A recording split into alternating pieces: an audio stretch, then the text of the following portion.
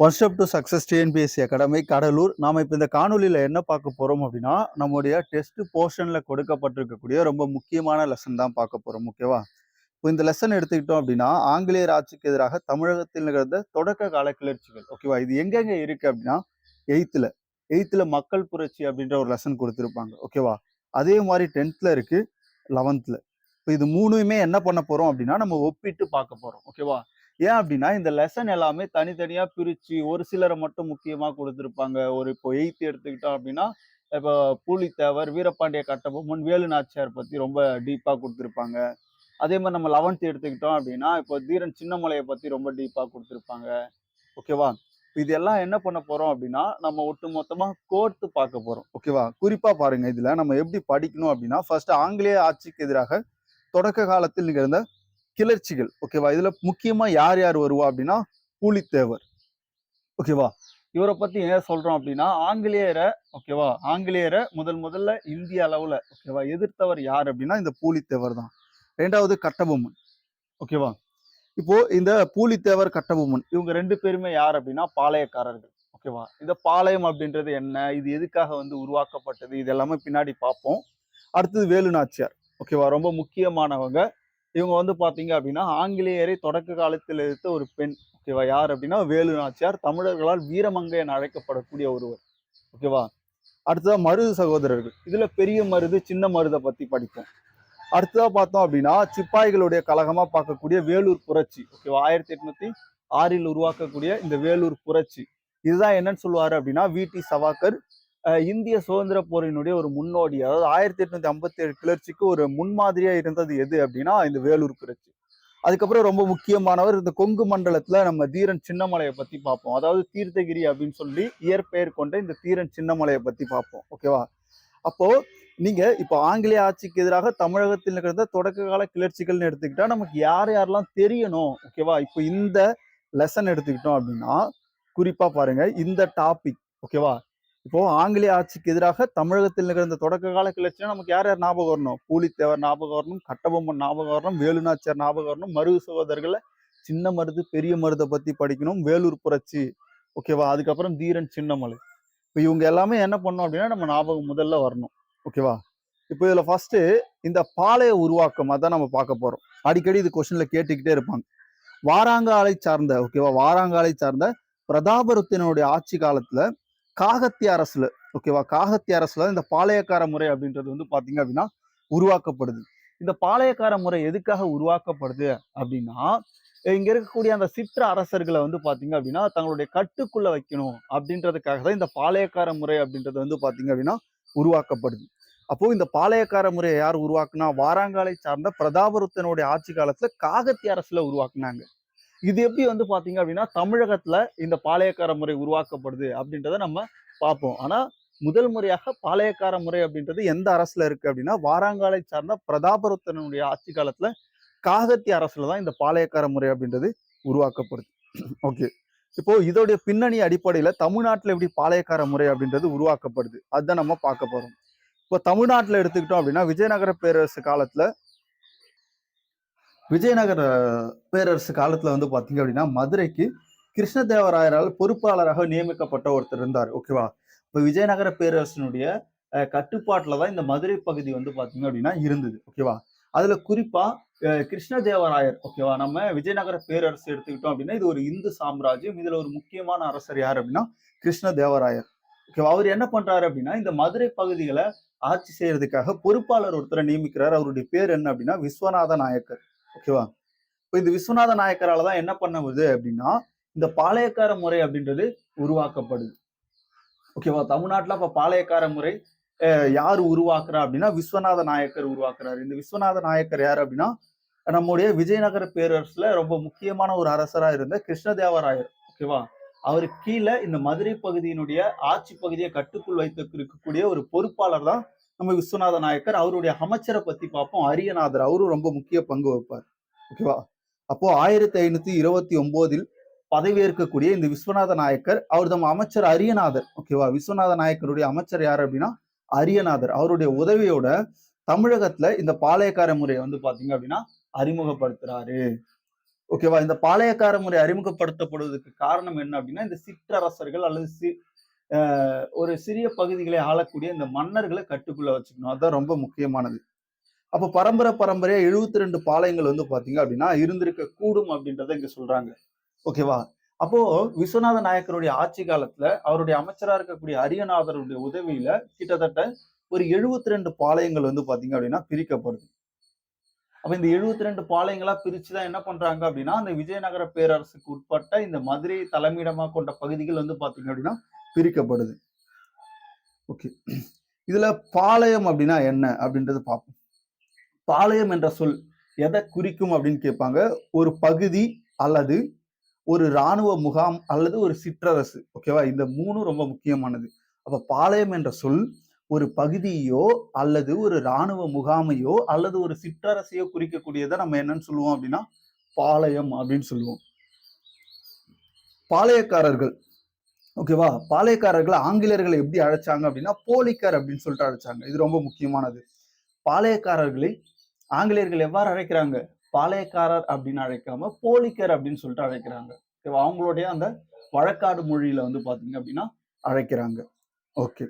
அடுத்ததா தமிழ் பாளையக்காரர்கள் என்ற தமிழ் சொல் வந்து பார்த்தீங்க அப்படின்னா, தமிழ்ல பாளையக்காரர் அப்படின்ற ஒரு தமிழ் சொல், இறையாண்மை கொண்ட ஒரு பேரரசுக்கு கப்பம் கட்டும் குறுநிலை அரசை குறிக்கிறது.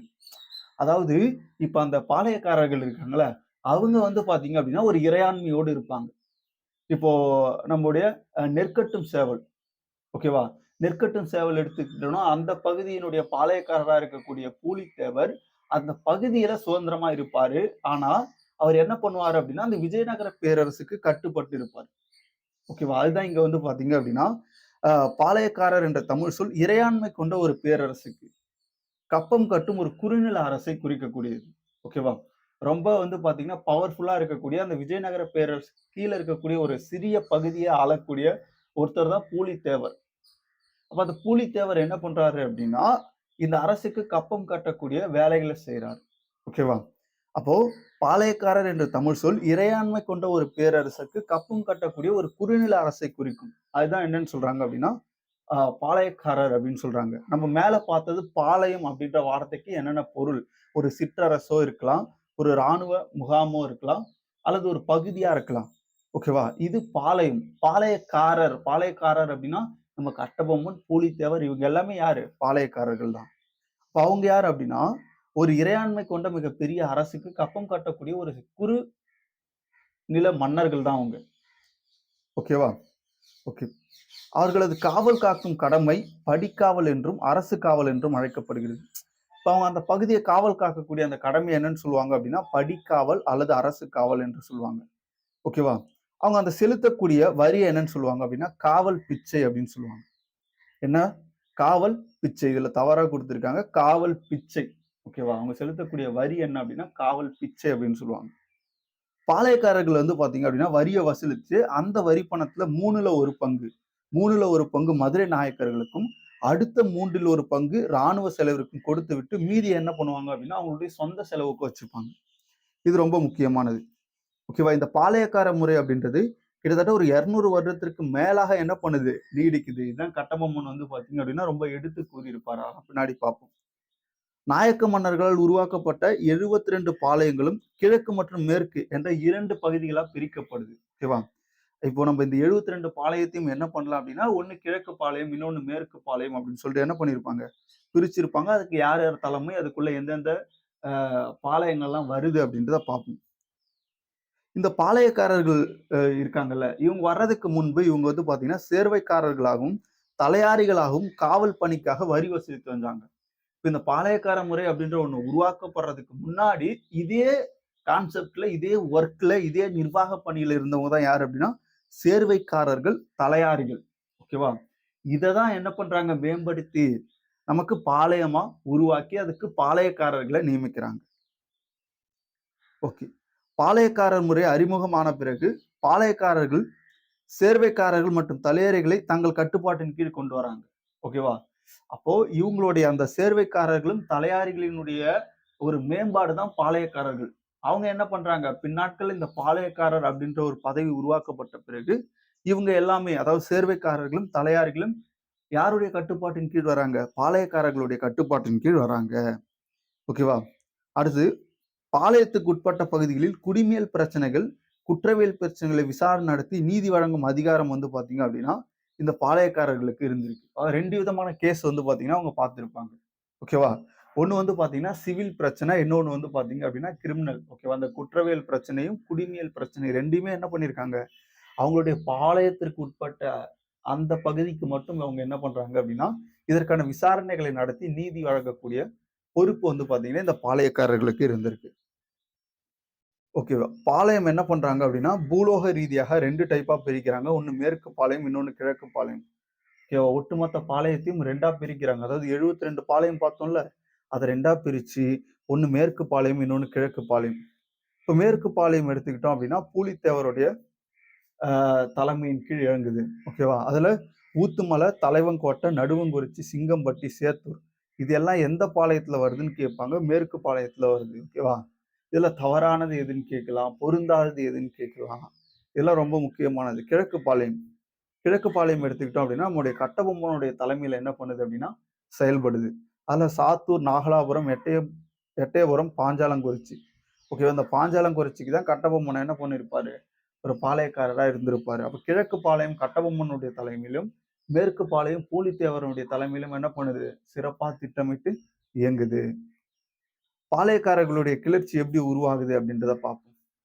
இப்போ கான் சாஹிப் என்று அழைக்கப்பட்ட யூசப் கான். ஓகேவா. கிழக்கிந்திய கம்பெனியின் இந்திய வீரர்களுக்கு தலைவராக நியமிக்கப்பட்டவர் யார் அப்படின்னா, கான் சாஹிப் என்று அழைக்கக்கூடிய யூசப் கான். ஓகேவா. இவர் வந்து பாத்தீங்க அப்படின்னா, இவருக்கு படைத்தளபதி அப்படின்ற ஒரு பட்டத்தோட வரி வசூலிக்கக்கூடிய பொறுப்பு என்ன பண்றாங்க அப்படின்னா குடுக்குறாங்க. இது ரொம்ப முக்கியமானது. யாருக்கு? கான் சாஹிப் என்று அழைக்கக்கூடிய யூசப் கானுக்கு.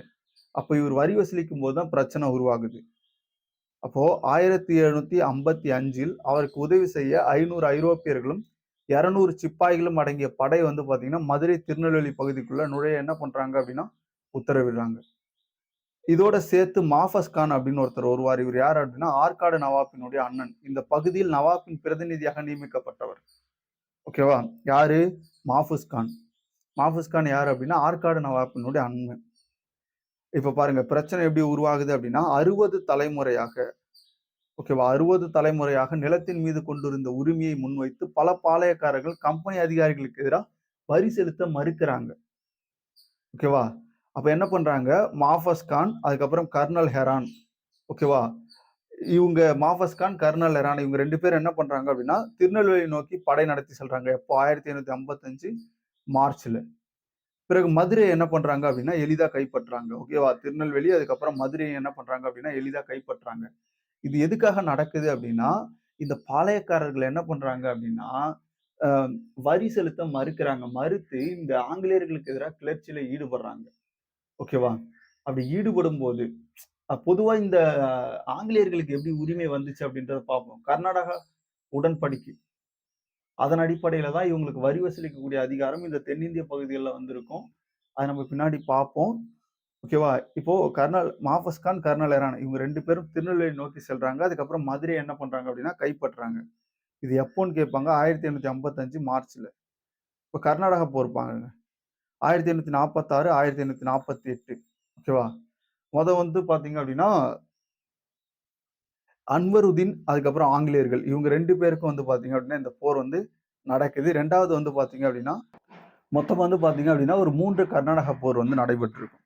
அதுல முதல் கர்நாடகா போர் எப்ப நடைபெற்றது அப்படின்னா, 1846, 1848 இதெல்லாம் எதுக்காக சொல்றேன் அப்படின்னா, ஆங்கிலேயர்கள் வந்து இந்த பகுதியில அதிகாரம் செலுத்துறதுக்கு ரொம்ப முக்கியமா இருந்தது எது அப்படின்னா, இந்த கர்நாடகா போர். முதல் கர்நாடகா போர் அன்வருதீனுக்கும், ஆங்கிலேயருக்கும் இடையில என்ன பண்ணுது அப்படின்னா, நடக்குது.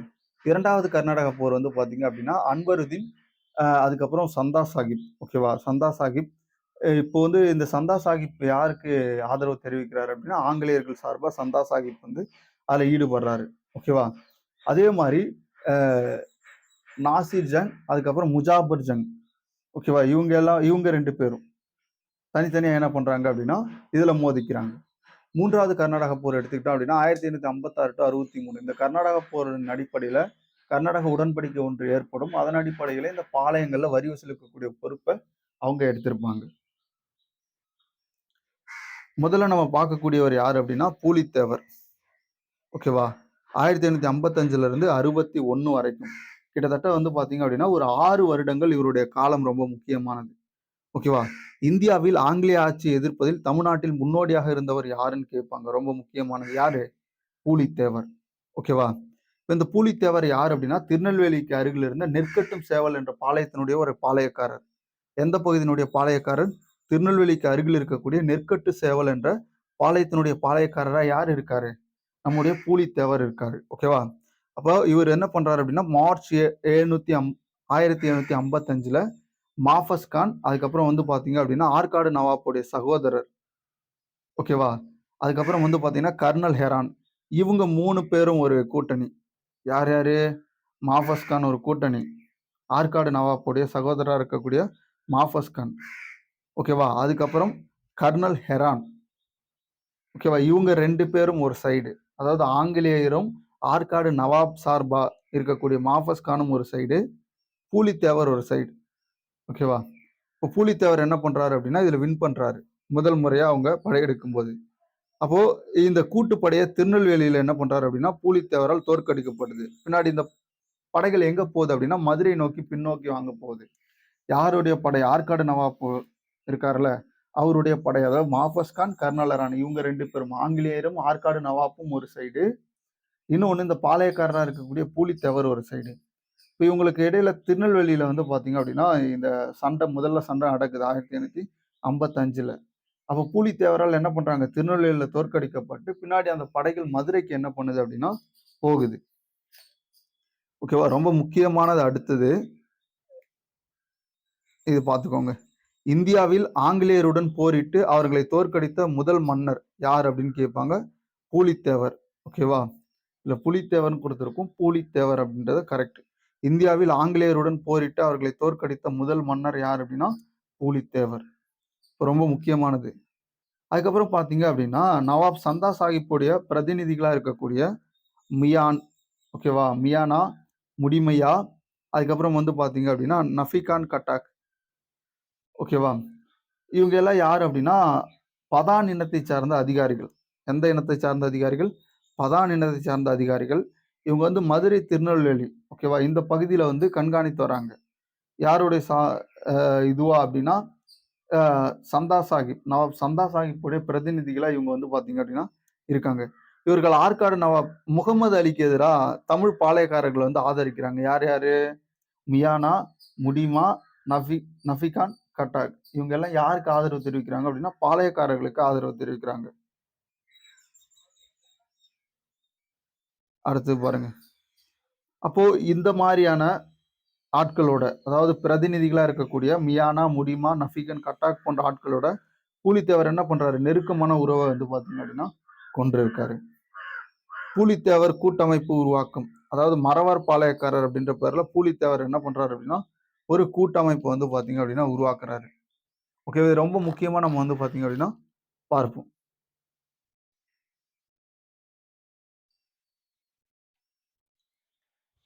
இப்ப இந்த பூலித்தேவருடைய கூட்டமைப்பு உருவாக்கப்படுதுல்ல, அது ரொம்ப என்னென்ன யார் யார் வருவாங்க அப்படின்னு பார்த்தீங்கன்னா, இங்க பாருங்க. ஊற்றுமலை, சுரண்டை, தலைவங்கோட்டை, நடுவங்குறிச்சி, சிங்கம்பட்டி, ஊர்க்காடு, சேத்தூர், கொல்லம் கொண்டான், கூடக்கரை. இது எங்க இருக்கு அப்படின்னா 11th இருக்கு. எக்ஸ்ட்ராவே இது குடுத்திருப்பாங்க. ஓகேவா? அப்போ பூலித்தேவர் நம்ம மேற்கு பாளையத்துக்கு தலைவரா இருந்தாரு தெரியும். அப்ப அவருடைய கூட்டமைப்புல யார் யாரெல்லாம் இருக்காங்க அப்படின்னா, ஊற்றுமலை, சுரண்டை, நடுவங்குறிச்சி, சிங்கம்பட்டி, ஊர்க்காடு, சேத்தூர், கொல்லம் கொண்டான், கூடக்கரை. கூடக்கரை இல்ல, இது வடகரை. ஓகேவா? வடகரை. இவங்க எல்லாம் வந்து பார்த்தீங்க அப்படின்னா, பூலித்தேவர் உருவாக்கிய கூட்டமைப்புல இருக்கக்கூடிய பாளையக்காரர்கள். இப்போ இன்னொரு பலமான சக்தி யார் அப்படின்னா, திருவிதாங்கூருடைய ஆட்சியாளர். ஓகேவா? இவங்கள நம்ம இந்த கூட்டமைப்புல சேர்த்துக்கிட்டோம்னா, பெரிய அளவுல நமக்கு வலு சேர்க்கும் அப்படின்றத பூலித்தேவர் வந்து உணர்றாரு. அதனால பூலித்தேவருக்கும் இந்த திருவிதாங்கூர் ஆட்சியாளர்களுக்கும் இடையில ஒரு சின்ன பேச்சுவார்த்தை. ஓகேவா? திருவிதாங்கூருக்கு களக்காடு அப்படின்ற பகுதிய திரும்ப என்ன பண்றோம்? திருவிதாங்கூருக்கு மீண்டும் தரோம் அப்படின்னு சொல்லிட்டு வாக்குறுதி யார் குடுக்குறா? பூலித்தேவர் வந்து குடுக்குறாரு. அதனால இவங்க என்ன பண்றாங்க அப்படின்னா, திருவிதாங்கூருடைய அரசருடைய அந்த இது உதவிய வந்து பார்த்தீங்க அப்படின்னா, பெறுறாங்க அப்படின்றத நம்ம இதுல பார்க்க முடியும். அடுத்தது வந்து பார்த்தீங்கன்னா, களக்காடு போர். ஓகேவா? இந்த களக்காடு அப்படின்றதுல ஒரு போர் நடக்குது. இதுல மாஃபஸ் கான் தலைமையிலான கம்பெனி படை. ஓகேவா? அதுல பார்த்தீங்க அப்படின்னா, கம்பெனி சார்பா ஒரு 1000 பேரும், நவாப் சார்பா ஒரு 600 பேரும் இருக்காங்க. ஓகேவா? பூலித்தேவர். இப்ப இந்த பூலித்தேவருக்கும் திருவிதாங்கூர் அரசு சார்பா ஒரு 2000 வீரர். ஓகேவா? பூலித்தேவர் சார்பா அ இந்த பூலித்தேவருக்கு திருவிதாங்கூர் அரசு என்ன பண்ணுது அப்படின்னா, ஒரு 2000 வீரர் குடுக்குது. இப்ப இந்த 2 பேருக்கும் இடையில என்ன பண்ணுது அப்படின்னா, இந்த மோதல் அப்படின்றது ஏற்படுது. இதுல தான் என்ன பண்றாரு, பூலித்தேவர் இந்த களக்காடு போர்ல ஜெயிச்சுருவாரு. ரொம்ப முக்கியமானது. ஓகேவா? அடுத்ததா ரொம்ப முக்கியமா நம்ம பார்க்கக்கூடிய ஆளு யூசப் கான், மருதநாயகம் அல்லது கான் சாகிப். யூசப் கான் அல்லது மருதநாயகம் அல்லது கான் சாகிப் அப்படின்னு சொல்றாங்க. அப்ப யூசப் கானுடைய இயற்பெயர் என்ன அப்படின்னா, மருதநாயகம் பிள்ளை. யூசப் கானுடைய இயற்பெயர் என்னன்னு கேட்பாங்க. மருதநாயகம் பிள்ளை. இவர் வந்து பார்த்தீங்க அப்படின்னா, ராமநாதபுரம் மாவட்டத்தை சார்ந்தவர். எந்த மாவட்டத்தை சார்ந்தவர்? ராமநாதபுரம். ஓகேவா? இப்ப இவர் புதுச்சேரியில இருக்கும்போது என்ன பண்றாரு அப்படின்னா, இஸ்லாம் மதத்த தழுவுறார். இப்ப 1752ல ராபர்ட் கிளைவ் தலைமையிலான கம்பெனி படையில இவர் வந்து பார்த்தீங்க அப்படின்னா சேர்றாரு. எப்போ வந்து பார்த்தீங்க அப்படின்னா, யூசப் கான் அல்லது மருதநாயகம் அல்லது கான் சாஹிப் சொல்லக்கூடிய இவர், எப்போது கம்பெனி படையில சேர்றாரு? 1852. யாருடைய தலைமையில அப்படின்னா, ராபர்ட் கிளைவுடைய தலைமையில். ஓகேவா? அடுத்தது 1752 டூ 54ல அ நடைபெற்ற திருச்சிராப்பள்ளி முற்றுகையில வந்து இவர் பங்கேற்கிறார். ஓகேவா? திருச்சிராப்பள்ளி முற்றுகையில வந்து பங்கேற்கிறார். அதுக்கப்புறம் ஆற்காடு நவாப்புக்கு சொந்தமாக இருந்த கம்பெனி இப்போ ஒரு 2 பகுதி பார்ப்போம். மதுரை, திருநெல்வேலி. இது 2 யாருக்கு சொந்தமானது அப்படின்னா, ஆற்காடு நவாப்புக்கு சொந்தமா இருக்கு. இருந்தாலும் கம்பெனி சார்பா யாரு போய் இத பார்த்துக்கிறாரு அப்படின்னு கேட்பாங்க. யார் அப்படின்னா, மருதநாயகம் தான் வந்து பார்த்தீங்கன்னா பார்க்குறாரு. எப்போ அப்படின்னா 1856 டூ 61 இந்த காலகட்டத்தில ஆளுநராக பொறுப்பேற்று அந்த பகுதியில என்ன பண்றாரு? பார்க்குறாரு. அதுக்கப்புறம் வந்து பார்த்தீங்க அப்படின்னா, ரொம்ப முக்கியமானது லாலியினுடைய மதராஸ் முற்றுகை என்பது இவருடைய பங்களிப்பு ரொம்ப முக்கியமா இருந்தது. லாலி அப்படின்றவர் வந்து பார்த்தீங்கன்னா, மதராஸ் முற்றுகையை மேற்கொள்வாரு. அப்ப ராபர்ட் கிளைவுடைய பங்களிப்பு வந்து பார்த்தீங்க அப்படின்னா, ரொம்ப முக்கியமானதா சொல்றாங்க. அடுத்தது பார்த்தீங்க அப்படின்னா, இந்த யூசப் கான் அல்லது மருதநாயகம் கான் சாகிப் இருக்கார்ல, இவர் நிர்வாக பொறுப்பில் இருந்தபோது மதுரையில் நெசவு தொழிலை ஊக்குவித்தார். இது ரொம்ப முக்கியமானது. மதுரையில் நெசவு தொழிலை ஊக்குவித்தவர் யாரு? யூசப் கான் அல்லது மருதநாயகம் அல்லது கான் சாகிப். ஓகே. யூசப் கான் ஹைதர் அலியை தோற்கடித்து சோழவந்தான என்ன பண்றாரு அப்படின்னா கைப்பற்றாரு. யூசப் கான் என்ன பண்றாரு? ஹைதர் அலியை தோற்கடித்து சோழவந்தான் அப்படின்ற ஒரு முக்கிய பகுதியை கைப்பற்றாரு. அதோடு இல்லாம மதுரை கோயில்களில் வழிபாடு நடத்துவதற்கு அம் மதுரையில் கோயில்கள வழிபாடு நடத்துவதற்கு ஒரு குறிப்பிட்ட தொகையை என்ன பண்ணியிருப்பாரு அப்படின்னா வழங்கியிருப்பாரு. மத குருமார்களுடைய வசம் இருந்த கோயில்கள் நிலங்களை என்ன பண்ணியிருப்பாரு அப்படின்னா மீட்டெடுத்திருப்பாரு. இது 2ம் வந்து பார்த்தீங்க அப்படின்னா ரொம்ப முக்கியமா பார்க்கப்படுது. ஓகேவா? அடுத்தது பார்த்தோம் அப்படின்னா, ஆங்கிலேயரை ஆங்கிலேயர் அவரை ஆற்காடு நவாப்புக்கு பணி செய்ய என்ன பண்ணியிருப்பாங்க அப்படின்னா ஆணையிட்டிருப்பாங்க. யார? இது ரொம்ப முக்கியம். யூசப் கான. ஓகேவா? ஆங்கிலேயர் ஆங்கிலேயர்கள் என்ன பண்ணுவாங்க அப்படின்னா, யூசப் கான் சொல்லக்கூடிய மருதநாயகத்த ஓகேவா? ஆற்காடு நவாப்புக்கு பணி செய்யறதுக்காக ஆணையிட்டதுனால அவர் என்ன பண்ணுவாரு அப்படின்னா, கிளர்ச்சியில ஈடுபடுவார். அப்ப யூசப் கான் திருச்சிராப்பள்ளியிலிருந்து பீரங்கிகளும், வெடிமருந்துகளும் வந்து சேரும் வரை புலித்தேவர் இந்த காலகட்டத்தில புலித்தேவருக்கும் அவருக்கும் வந்து பிரச்சனை நடந்துகிட்டே இருக்கும். அப்ப புலித்தேவர வந்து அவர் தாக்கல. காரணம் என்னன்னா, திருச்சியிலிருந்து பீரங்கிலாம் வருது. ஓகேவா? அது வந்து சேர்ற வரைக்கும் நம்ம புலித்தேவர என்ன பண்ண முடியாது, வின் பண்ண முடியாது அப்படின்னு அவருக்கு தெரியும். அப்ப என்ன பண்ணுது அப்படின்னா, 1760 செப்டம்பர்ல பீரங்கிகள் வந்து பார்த்தீங்க அப்படின்னா வந்து சேருது. இதனால யூசப் கான் என்ன பண்றாரு அப்படின்னா, நெற்கட்டு சேவல் கோட்டைய இடிக்கக்கூடிய அந்த நோக்கத்தோட என்ன பண்றாரு அப்படின்னா, தாக்குதல் நடத்துறாரு. அப்ப இது ஏறத்தாழ வந்து பார்த்தீங்க அப்படின்னா, ஒரு 6 மாதங்கள் வந்து இது வந்து நீடிக்கிறதா சொல்றாங்க. எத்தன மாதங்கள் நீடிக்குது அப்படின்னா, ஒரு 6 மாதங்கள் வந்து நீடிக்குது. இதுல தவறா குடுத்திருப்பாங்க. அதாவது வந்து பார்த்தீங்க அப்படின்னா, இது எவ்வளோ அப்படின்னா 2 மாதங்கள். ஓகேவா? 2 மாதங்கள் வந்து பார்த்தீங்க அப்படின்னா, இந்த தாக்குதல் அப்படின்றது நீடிக்குது. இது ரொம்ப முக்கியமான விஷயமா பார்க்கப்படுது.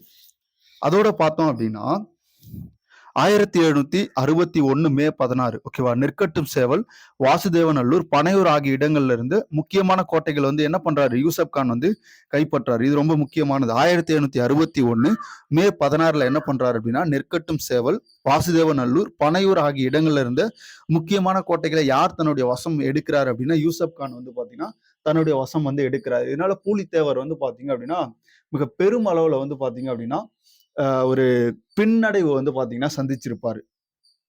இப்ப இதுக்கப்புறம் பாத்தீங்க அப்படின்னா பிரெஞ்சுக்காரர்கள் உதவி வந்து கிடைக்காம இருக்கும். ஓகேவா. அதுக்கப்புறம் திருவிதாங்கூர், சேற்றூர், ஊற்றுமலை, சுரண்டை ஆகிய பாளையங்களை சேர்ந்தவர்கள் வந்து பாத்தீங்கன்னா அப்படியே என்ன பண்றாங்க அப்படின்னா இந்த பின்னடைவுக்கு அப்புறம் ஆங்கிலேயர் அணிக்கு வந்து மாறிடுறாங்க.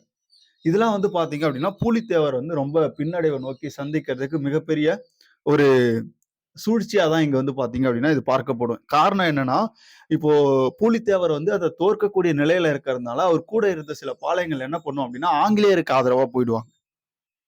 இதே காலகட்டத்துல வந்து பாத்தீங்க அப்படின்னா யூசப் கான் வந்து என்ன பண்றாரு அப்படின்னா, இப்ப பூலித்தேவருக்கு ஆதரவா இவர் செயல்படக்கூடிய நிலை வரும் அப்படின்றத வந்து பாத்தீங்கன்னா ஆங்கிலேயர்கள் என்ன பண்றாங்க அப்படின்னா கணிக்கிறாங்க. அதனால அவர் மீது என்ன பண்றாங்க அப்படின்னா ஒரு தேச துரோக குற்றம் ஓகேவா சுமத்தப்பட்டு 1864ல தூக்கிலிடப்படுறாரு. அப்ப யூசப் கான் எப்போ தூக்கிலிடப்பட்டார் அப்படின்னா 1864 ஓகேவா. அப்ப இதே 1864ல மீண்டும் என்ன பண்றாரு அப்படின்னா இந்த பூலித்தேவர் கோட்டையை கைப்பற்றாரு. காரணம் என்ன அப்படின்னா யூசப் கான் மாதிரியான ஒரு மிகப்பெரிய படைத்தளபதி ஆங்கிலேயர் வசம் வந்து இல்ல. ஓகேவா. அதனால ஈஸியா என்ன பண்றாரு அப்படின்னா பூலித்தேவர் தன்னுடைய இழந்த பனையூர், வாசுதேவநல்லூர், நெற்கட்டும் சேவல் போன்ற கோட்டைகளை கைப்பற்றாரு. ஓகேவா. இப்போ அதுக்கப்புறம் வந்து பாத்தீங்க அப்படின்னா ஒருத்தர் வராரு. இவர் தான் ரொம்ப முக்கியமானவர், கேப்டன் கேம்பல். ஓகேவா. 1767ல கேப்டன் கேம்பல் என்பவரால் பூலித்தேவர் என்ன பண்றாரு அப்படின்னா தோற்கடிக்கப்பட்டு இதே காலகட்டத்துல நாடு இழந்த நிலையில என்ன பண்றாரு காலமாவறாரு. அப்போ கடைசியா யார் தோற்கடிக்கிறா, கேப்டன் கேம்பல் வந்து தோற்கடிக்கிறார் 1767ல. ஓகே. அடுத்ததா இந்த பூலித்தேவர் கூட இருந்த ஒரு முக்கியமான மனிதர் யார் அப்படின்னா ஒண்டி வீரன். ஓகேவா. ஒண்டி வீரன் வந்து பாத்தீங்க அப்படின்னா ஒரு பூலித்தேவருடைய படைப்பிரிவுகள் ஒன்றுக்கு வந்து பாத்தீங்கன்னா தலைமையேற்று இருந்திருப்பார். ஓகேவா. இவர் வந்து பாத்தீங்க அப்படின்னா பூலித்தேவரோடு இணைந்து போரிட்டதால ஓகேவா அவர் கம்பெனி படைகளுக்கு வந்து மிகப்பெரிய சேதத்தை ஏற்படுத்தினார். அவ்வளவு பெரிய வீரர் யார் அப்படின்னா இந்த ஒண்டி வீரன். ஓகேவா. பூலித்தேவரோடு இணைந்து போரிட்டு ஒரு கம்பெனி படைகளுக்கு மிகப்பெரிய சேதத்தை வந்து ஏற்படுத்தியிருப்பார். செவிவழி செய்தி அப்படின்னு சொல்லிட்டு ஒண்ணு சொல்றாங்க. என்ன அப்படின்னா ஒரு போரில் அவரது கை வந்து துண்டிக்கப்பட்டதாகவும் அதனால் பூலித்தேவர் பெரிதும் வருந்தியதாகவும் தெரிகிறது அப்படின்றத பதிவு பண்றாங்க. ஆனால் ஒண்டி வீரன் எதிரியின் கோட்டையில் தான் நுழைந்த பல தலைகளை கொய்தமைக்காக தமக்கு கிடைத்த பரிசு அப்படின்னு சொல்லிட்டு கூறுறாரு. அதனால அந்த ஒண்டி வீரன் அப்படின்னு சொல்றாங்களே அது வந்து ஒரு செவி வழி வைத்தியா இந்த மாதிரி எல்லாம் சொல்லியிருக்காங்கல்ல அப்படின்றத இங்க பதிவு செஞ்சிருப்பாங்க. அடுத்தது நம்ம பார்க்கக்கூடியவர் வீரபாண்டிய கட்டபொம்மன் ரொம்ப முக்கியமானவர். முதல்ல பூலித்தேவரை பத்தி பார்த்தோம். பூலித்தேவர் கூட அடிக்கடி ஈடுபடுறது யார் அப்படின்னா பூலித்தேவர், யூசப் கான், கேப்டன் கேம்பல் இவங்க 3 பேரை பத்தியும் பார்த்திருப்போம். இந்த 3 பேர் பூலித்தேவரோட தொடர்புடையவங்களா இருப்பாங்க. அந்த 3 பேரையும் நம்ம என்ன பண்ணணும் ஞாபகம் வச்சுக்கணும். இப்ப வீரபாண்டிய கட்டபொம்மன் எடுத்துக்கிட்டோம் அப்படின்னா 1706ல இருந்து அதாவது 1860ல இருந்து 1899 வரைக்கும் அவருடைய காலகட்டம் அப்படின்னு சொல்றாங்க. ஓகேவா. இப்போ இந்த வீரபாண்டிய கட்டபொம்மன் இருக்காருல்ல அவருடைய முன்னோர்கள் யார் அப்படின்னா ஆந்திராவை சார்ந்தவர்கள். அப்ப வீரபாண்டிய கட்டபொம்மனுடைய அந்த வம்சமே வந்து பாத்தீங்கன்னா ஆந்திராவை சார்ந்தது. ஓகேவா. ஓகே. இவங்க என்ன பண்றாங்க அப்படின்னா 11ஆம் நூற்றாண்டுக்கு வந்து தமிழ்நாட்டுக்கு வந்து பாத்தீங்க அப்படின்னா இடம்பெயர்றாங்க. இது ரொம்ப முக்கியமானது. ஓகேவா. பாண்டியர்களின் கீழ் ஒரு நிலமானிய அடிப்படையில பாஞ்சாலங்குறிச்சி தலைநகராக கொண்டு ஜெகவீர பாண்டிய கட்டபொம்மன் ஓகேவா என்ன பண்றாரு அப்படின்னா வீரபாண்டியபுரத்தை வந்து ஆட்சி செய்யறாரு. ஓகேவா. எங்க ஆட்சி செய்யறாரு அப்படின்னா வீரபாண்டியபுரத்தை ஆட்சி செய்யறாரு. யாரு அப்படின்னா ஜெகவீர பாண்டிய கட்டபொம்மன். ஓகேவா. இது பின்னாடி என்ன பண்ணுது அப்படின்னா நாயக்கர்கள் ஆட்சியின் கீழ் பாளையக்காரரா இவர் என்ன பண்றாரு பின்னாடி மாறுறாரு. ஓகேவா. பாண்டியர்கள் கீழே இவர் ஒரு நிலமானி அடிப்படையில ஒரு சிறிய பகுதியை ஆட்சி செய்யறாரு. பின்னாடி இவர் நாயக்கர்கள் ஆட்சி வந்ததுக்கு அப்புறம் பாளையக்காரரா மாறுறாரு. ஓகேவா. இப்போ ஒரு சில புக்ல இந்த ஜெகவீர பாண்டியன் வந்து வீரபாண்டிய கட்டபொம்மனுடைய தந்தைன்னு சொல்றாங்க. ஒரு சில இதுல வந்து பாத்தீங்கன்னா தாத்தான்னு சொல்றாங்க. ஓகேவா. இது பாருங்க. நம்ம சொன்னோம்ல 8ல இருக்கு, 10ல இருக்கு, 11ல இருக்கு. ஒவ்வொரு இடத்துலயும் மாறுபடுது. ஓகேவா. ஜெகவீர பாண்டியன் வந்து வீரபாண்டியனுடைய தந்தையா, தாத்தாவா? இது 2 புக்லயும் வந்து பாத்தீங்கன்னா மாறுபடுது. அத பாத்துக்கலாம். அடுத்ததா பார்த்தோம் அப்டின்னா, வீரபாண்டிய கட்டபொம்மனுடைய மனைவி யார் அப்டின்னா ஜக்கம்மாள். வீரபாண்டிய கட்டபொம்மனுடைய மனைவி யார் அப்டின்னா ஜக்கம்மாள். சகோதரர்கள் யார் யாரு? ஊமதுரை, சவத்தையா இவங்க 2 பேரும் முக்கியமானது. வீரபாண்டிய கட்டபொம்மனுடைய சகோதரர்கள் கட்டபொம்மனுடைய சகோதரர்கள் யார் அப்டின்னா ஊமத்துரை, சவத்தையா. மனைவி வந்து ஜக்கம்மாள். ஓகேவா. ஓகே. கட்டபொம்மன் வந்து பார்த்தீங்கன்னா, ஒட்டப்பிடாரத்திற்கு அருகில் உள்ள பாஞ்சாலங்குறிச்சியின் ஆட்சி செய்த நாயக்க பாளையக்காரர். ஓகேவா? அவர் எப்ப பிறந்தாரு கட்டபொம்மன் அப்படின்னா, 1861ல வந்து பிறந்தாரு. கட்டபொம்மன் நாயக்கு என்பது வந்து பார்த்தீங்க அப்படின்னா, அவங்களுடைய குடும்ப பட்டம் அப்படின்னு சொல்றாங்க. கட்டபொம்மன் நாயக்கர் என்பது என்ன அப்படின்னா, அது ஒரு குடும்ப பட்டம் அப்படின்றத சொல்றாங்க. கட்டபொம்மனுடைய தாத்தா யாரு? ஜெகவீர பாண்டியன். கர்னல் ஹெரான் காலத்துல வந்து பார்த்தீங்க அப்படின்னா, ஒரு குறுநில மன்னரா இருந்திருப்பாரு. அது ரொம்ப முக்கியமானது. கர்னல் ஹெரான் காலத்துல ஒரு குறுநில மன்னரா இருந்தவர் தான் கட்டபொம்மனுடைய தாத்தா. வீரபாண்டிய கட்டபொம்மன் அவரு தன்னுடைய 30 வயதுல பாஞ்சாலங்குறிச்சி பாளையத்துக்கு வந்து பார்த்தீங்க அப்படின்னா, அதாவது கட்டபொம்மன் வந்து எப்போ வந்து இந்த பாஞ்சாலங்குறிச்சி பாளையத்துக்கு வந்து பாளையக்காரரா பொறுப்பேற்கிறாரு அப்படின்னா, தன்னுடைய 30 வயதுல. அடுத்தது ரொம்ப முக்கியமானதா பார்க்கப்படுது. இந்த காலகட்டத்துல வந்து பார்த்தீங்க அப்படின்னா, கர்நாடக நவாப் இருக்கார்ல, அவர் வந்து முகலாயர்களுடைய பிரதிநிதியா செயல்பட்டிருப்பாரு. ஓகேவா? இப்போ 2 விஷயம். ஒண்ணு வந்து பார்த்தீங்க அப்படின்னா, 1781 ஓகேவா? கம்பெனி பிளஸ் நவாப் இவங்க ஏற்படுத்திக் கொண்ட ஒப்பந்தத்தின் அடிப்படையில 1792ல என்ன பண்ணியிருப்பாங்க அப்படின்னா, ஒரு உடன்படிக்கை. ஓகேவா? மைசூர் திப்பு சுல்தானுடன் ஆற்காடு நவாப் போர் புரிந்து கொண்டிருந்த போது, இந்த கர்நாடக பகுதியில வரி மேலாண்மையும் வரி மேலாண்மையும் நிர்வாகம் ஓகேவா? நிர்வாகமும் கம்பெனியின் கட்டுப்பாட்டின் கீழ செல்லக்கூடிய ஒரு நிலை ஏற்பட்டுச்சு. எப்போன்னா, இப்ப கம்பெனிக்கும், ஆற்காடு நவாப்பும் இவங்க 2 பேரும் எப்போ ஒப்பந்தம் ஏற்படுத்திக்கிறாங்க? ஒரு உடன்படிக்கை ஒண்ணு ஏற்படுத்திப்பாங்க. எப்போ அப்டின்னா, இப்ப இந்த 1781, 1792 இந்த காலகட்டங்கள்ல வந்து இந்த ஒப்பந்தம் அப்டின்றது ஏற்படுத்தப்படும். ஓகேவா? இப்படி மைசூர் வந்து மைசூர்ல இருக்கக்கூடிய அந்த திப்பு சுல்தானுடன் ஆற்காடு நவாப் வந்து இந்த காலகட்டத்தில போர் புரிகிறாரு.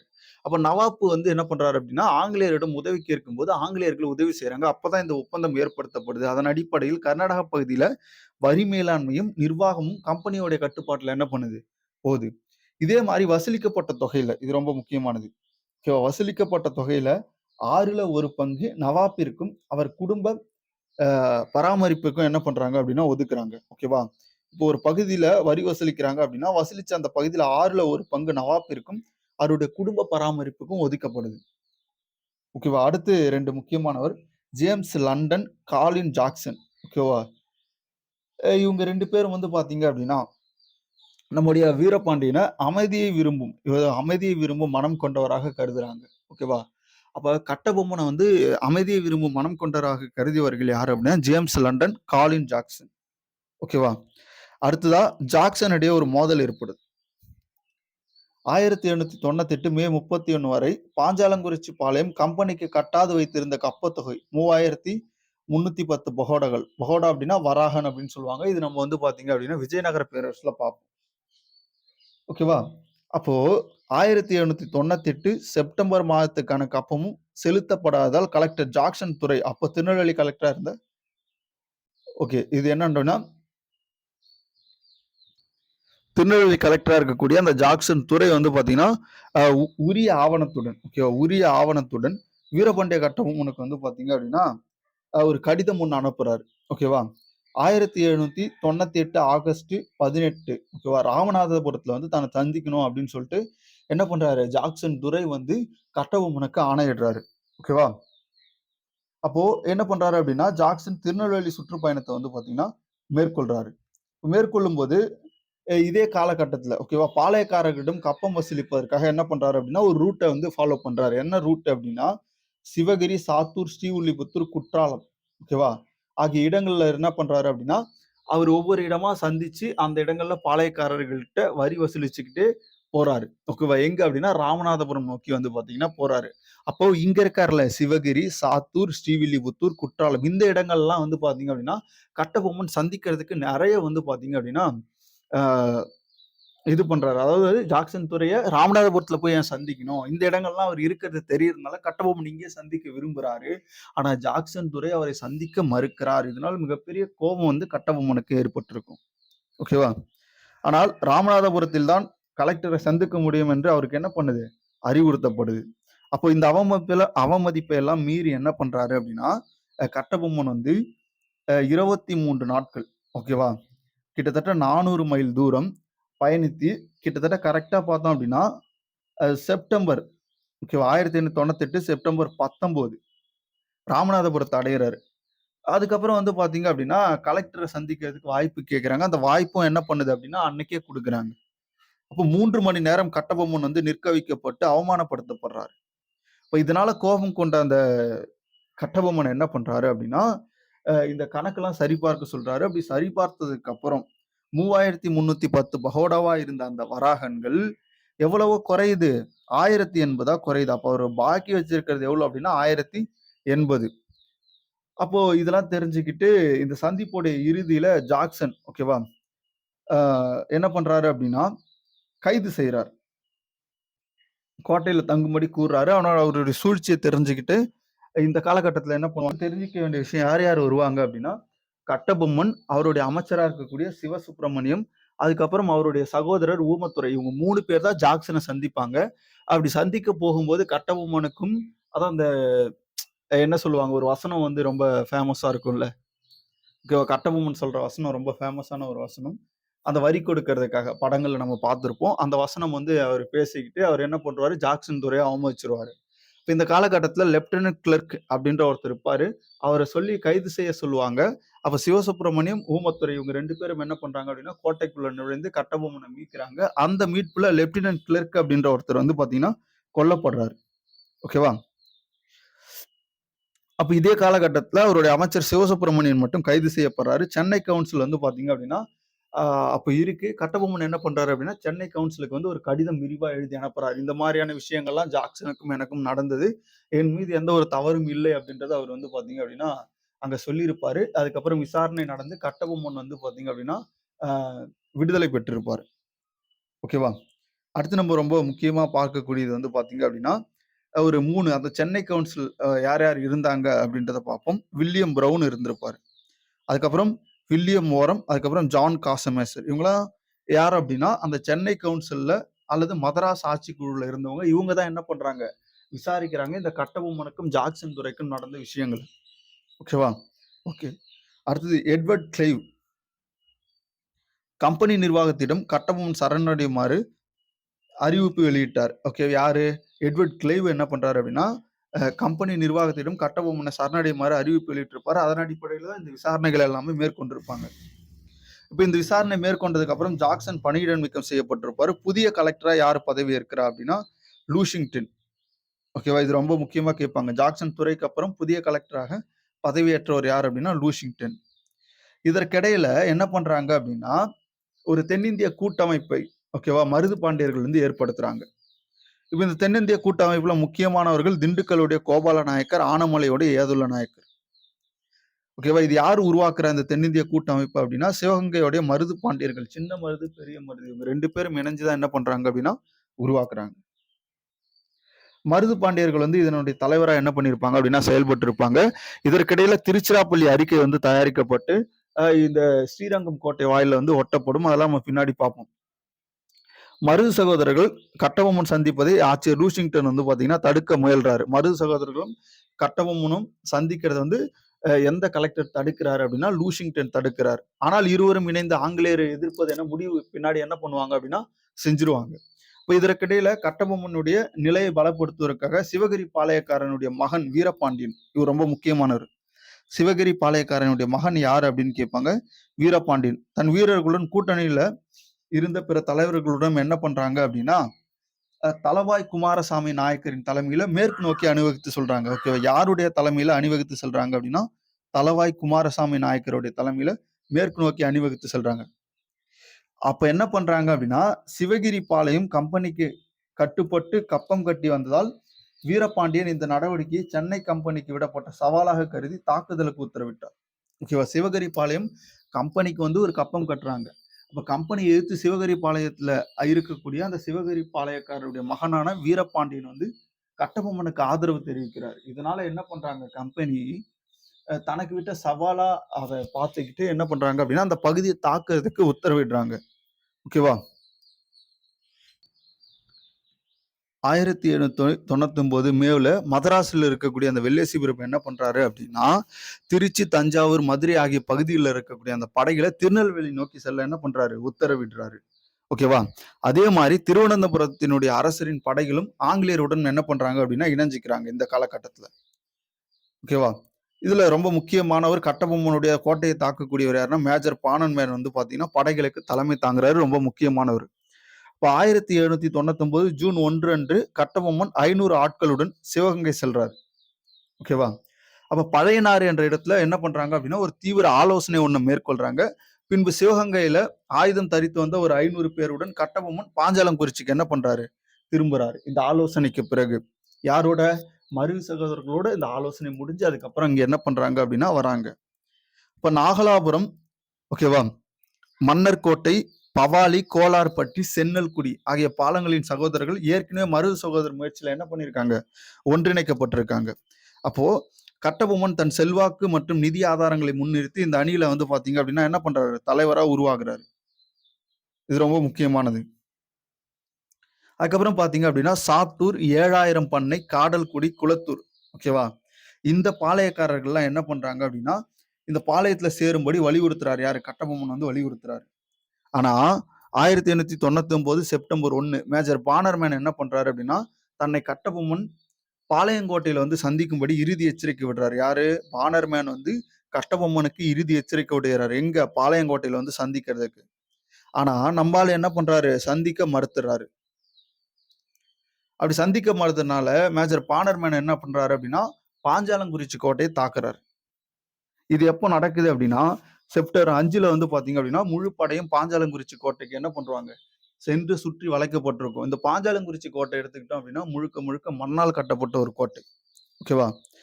அப்போ கட்டபொம்மனுடைய கோட்டை 500 அடி நீளம், 300 அடி என்ன பண்ணும் அப்படின்னா அகலம். இந்த கோட்டை முழுசா எதால கட்டியிருக்காங்க அப்படின்னா மண்ணால் கட்டப்பட்ட கோட்டை. அப்ப ரொம்ப எளிமையா என்ன பண்றாங்க அப்படின்னா ஆங்கிலேய படை வந்து அந்த கோட்டையை வந்து தாக்குறாங்க. இந்த கோட்டையை தாக்குறதுக்கு முன்னாடி சில விஷயங்கள் வந்து மேற்கொண்டிருப்பாங்க. என்ன அப்படின்னா கோட்டையினுடைய ஒட்டுமொத்த தகவல் தொடர்பும் துண்டிக்கப்பட்டிருக்கும். இன்னொன்னு என்ன பண்றாரு அப்படின்னா ராமலிங்கர் அப்படின்ற ஒருத்தரை வந்து பானர்மேன் வந்து தூதுக்கு அனுப்புறாரு. யார? ராமலிங்கரை. தூது அனுப்பி கட்டபொம்மனை சரணடையுமாறு கேட்டுக்கொள்றாரு. ஆனா அந்த ராமலிங்கம் போனது அந்த கட்டபொம்மனுடைய அந்த கோட்டை பாஞ்சாலங்குறிச்சி கோட்டையை உளவு பார்க்கறதுக்காக சென்றிருப்பார். ஓகேவா? அப்போ இந்த எல்லா ரகசியத்தையும் யாரு வந்து எடுத்துட்டு வரா அப்படின்னா ராமலிங்கம் வந்து எடுத்துட்டு வர்றாரு. அப்போ கம்பெனிக்கு வந்து பாத்தீங்கன்னா இந்த காலகட்டத்துல கூடுதல் படை செப்டம்பர் 16, ஓகேவா? அன்று என்ன பண்றாங்க அப்படின்னா பாளையங்கோட்டைக்கு வந்துடுறாங்க. இப்ப தொடர்ச்சியான தாக்குதலா அந்த கோட்டையினுடைய சுவர் உடைந்து பலவீனம் அடையுது. ஓகேவா? அப்ப இந்த கோட்டைக்கான காவற்படை வெளியேறி எங்க போறாங்க அப்படின்னா காடல்குடி அடையறாங்க. அப்ப இந்த போர் வந்து அப்படி நடந்துகிட்டே இருக்கு. கோளர்பட்டி, கல்லர்பட்டி, ஓகேவா? கோளர்பட்டி, கல்லர்பட்டி இங்க நடைபெற மோதல்ல வந்து சிவசுப்பிரமணியன் என்ன பண்றாரு? கைது செய்யப்படுறாரு. அதே மாதிரி எட்டயபுரம் மற்றும் புதுக்கோட்டை மன்னர்களால் கட்டபொம்மன் என்ன பண்றாரு? துரோகம் இழைக்கப்பட்டு காட்டி கொடுக்கப்படுறாரு. அப்ப இதனால என்ன பண்றாங்க அப்படின்னா புதுக்கோட்டையுடைய மன்னர் அப்போ யாரு அப்படின்னு பாத்தீங்கன்னா விஜய ரகுநாத தொண்டைமான். ஓகேவா? களப்பூர் காடுகள்ல எங்க? களப்பூர் காட்டுல இருந்த கட்டபொம்மனை பிடித்து ஆங்கிலேயரிடம் ஒப்படைத்தவர் யாரு? புதுக்கோட்டை மன்னரா இருந்த விஜய ரகுநாத தொண்டைமான் தான் இந்த வேலையை வந்து பாத்தீங்கன்னா செய்யறாரு. ஓகேவா? சிவசுப்பிரமணியம் கல்லர்பட்டியில் நடைபெற்ற மோதல்ல வந்து கைது செய்யப்பட்டு நாகலாபுரத்துல செப்டம்பர் 13 தூக்கிலிட போறாரு. இதெல்லாம் ரொம்ப முக்கியமானது.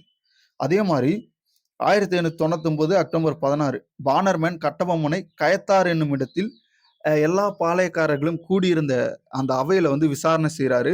செஞ்சதுக்கு அப்புறம் திருநெல்வேலிக்கு அருகில் உள்ள கயத்தாரின் பழைய கோட்டைக்கு முன்பாக இருந்த புளிய மரத்துல என்ன பண்றாரு? சக பாளையக்காரர்கள் முன்னாடி அக்டோபர் 17 தூக்கிலிடுறாரு.